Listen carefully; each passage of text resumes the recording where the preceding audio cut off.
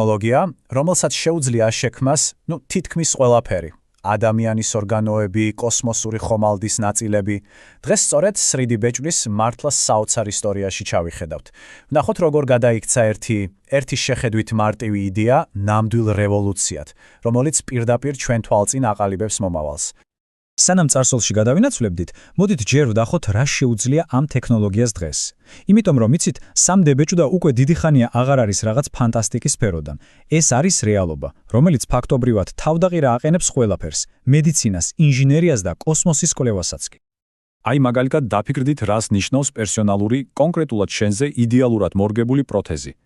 3D ბეჭვდა ზუსტად ამას აკეთებს. ის ქმნის უნიკალურ კიდურებს, რომლებიც ადამიანებს სრულფასოვან ცხოვრებას უბრუნებს მთელი მსოფლიოს მასშტაბით. ეს ხომ უბრალოდ ნივთი არაა, ეს ადამიანებს ცხოვრებას უბრუნებს. მაგრამ მარტო მედიცინით არ შემოიფარგლება, რა თქმა უნდა. უბრალოდ დაფიქრდით, რამხელანდობაა საჭირო, რომ თვითმფრინავის ნაწილი დაბეჭდო. ამ ტექნოლოგიას იმდენად ენდობიან, რომ კრიტიკულად მნიშვნელოვან კომპონენტებს ქმნიან საჰაერო კოსმოსური ინდუსტრიისთვის. ეს პირდაპირ გვეუბნება, რამდენად ზუსტი და სანდოა ეს პროცესი.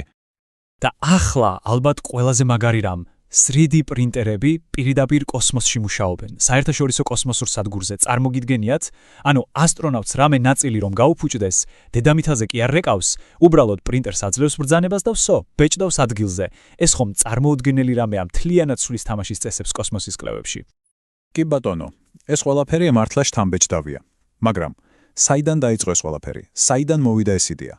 მოდით ერთი წამით გადავახვიოთ დრო უკან და ვნახოთ, რა პრობლემის გადასაჭრელად მოიგონეს. და ამისთვის 80-იან წლებში უნდა დაუბრუნდეთ. წარმოიდგინეთ სამყარო 3D პრინტერების გარეშე. მაშინ რაღაცის შექმნა განსაკუთრებით რთული დეტალების ნამდვილი თავის ტკივილი იყო ინჟინერებისთვის და დიზაინერებისთვის. ანუ, რას გულისხმობ? სანამ შენი იდეა ფურცლიდან რეალურ, ხელშესახებ ნივთად, ანუ პროტოტიპად იქცეოდა, შეიძლებოდა კვირები ან თვეებიც კი გასულიყო. ეს უბრალოდ ნელი პროცესი კი არ იყო. ეს იყო ინოვაციების პირდაპირი მუხრუჯი. მოკლედ, ჰაერივით სჭირდებოდათ რაღაც რადიკალურად ახალი. და აი, სწორედ ამ დროს სცენაზე გამოდის კაცი, რომელმაც ყველაფერი შეცვალა. ვისი სახელია ჩაქალი. მან დაინახა ეს პრობლემა და მოიფიქრა გამოსავალი. აი, აქ იწყება ყველაზე საინტერესო. მოკლედ ჩაკი მუშაობდა კომპანიაში, სადაც ულტრაისფერი სინათლით რაღაც მასალებს ამაგრებდნენ და ერთხელაც უბრალოდ დააჭაშნიკა. მოიცა, რა მოხდება თუ ამ სინათლეს უბრალოდ ზედაპირის გასამაგრებლად კი არა, თლიანი ნივთის ფენა ასაწყობად გამოვიყენებ. აი, ეს იყო ის მომენტი. ამ თავის გამოგონებას მან საკმაოდ რთული სახელი დაარქვა – სტერეოლითოგრაფია. მაგრამ ნუ შეგაშინებთ ეს სიტყვა. იდეა მის უკან არის სუპერმარტივი. წარმოიდგინეთ, იღებთ ხევად პლასტმასს, ასხივებს სინათლეს და ბამ, მყარი ნივთი გაქვს. ოღონდ ამას აკეთებ ფენა. კარგი, მოდი უფრო დეტალურად ვნახოთ, როგორ ხდება ეს ჯადოქრობა. აი, წარმოიდგინეთ თხევადი მასალით სავსე კონტეინერი. მოდის ლაზერი და ამ სითხის ზედაპირზე, თითქოს ფანქრით, ხატავს პირველ ფენას, სადაც ლაზერი ხვდება, სითხე წამიერად მყარდება.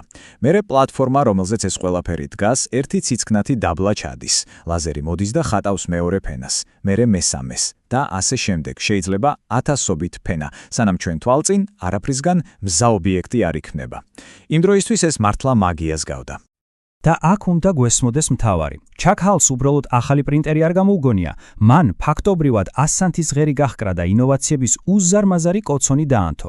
ამ ერთმა გამოგონებამ მთელ ახალ ინდუსტრიას დაუდო სათავე. და მერე ყველაფერი ძალიან სწრაფად განვითარდა. 80-იანებში ეს იდეა დაიბადა. 90-იანებში უკვე სხვა ინჟინერებიც ჩაერთდნენ, დაიწყეს ახალი მასალების და მეთოდების მოფიქრება და დღეს 3D პრინტერი შეიძლება გიდგას სახლში, ოფისში ან უზარმაზარ ქარხანაში. მოკლედ, ყველგანაა. კარგი, ისტორიაში შევეშვით. ეს ყველაფერი კარგია, მაგრამ ეს ხომ მხოლოდ წარსული არაა. სინამდვილეში ყველაზე საინტერესო ალბათ ჯერ კიდევ წინ გვაქვს. მოდით ვნახოთ, რას უნდა ველოდოთ მომავალში. და პოტენციალი მართლა უსაზღვროა. უკვე იბეჭდება სამედიცინო იმპლანტები, რომლებიც კონკრეტული პაციენტისთვისაა შექმნილი. უკვე მიდის ექსპერიმენტები, რომ მთლიანი სახლები დაიბეჭდოს და რაც მთავარია, იცვლება წარმოების იდეა. რატომ აწარმოო მილიონი ნივთი, როცა შეგიძლია დაბეჭდო ერთი, ზუსტად მაშინ, როცა გჭირდება. და აი, ასე შევკარით წრე.